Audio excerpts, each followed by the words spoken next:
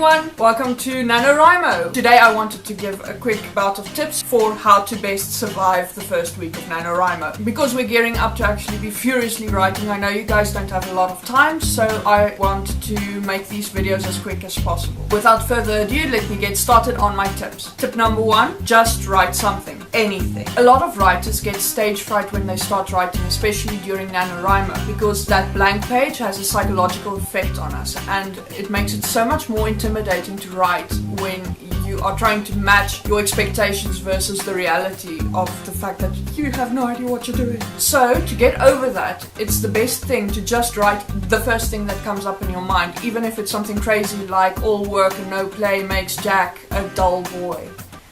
Or maybe just write something else, even if you write a scene about a character looking for pancakes. It's just to open up the scene, and if you have something written on the page, the rest of your writing will just feel a lot less intimidating. Tip number 2, pace yourself. It might be different for you guys, but I know from my own experience that there are only 2 places in my rough drafts that are really easy to write. The first one is the climactic point and the resolution of the story. The other is the beginning. And in the beginning, especially when you're in NaNoWriMo, the temptation is there that you want to write 10,000 words in a day because you are trying to write 50,000 in a month after all. The problem with this is that burnout is a real thing, and you are going to burn yourself out if you push yourself too hard, too fast. If you feel that you can write more than you're used to, that's fine, but just make sure you cap yourself. If you actually write less as a rule than what is required to make it through NaNoWriMo, it's better then to actually just keep at the NaNoWriMo word count target. Or maybe a little bit more, like maybe say 2,000 to 2,500 words. This just helps you because then you can actually hopefully get to the end of the month, because NaNoWriMo isn't a sprint, it's actually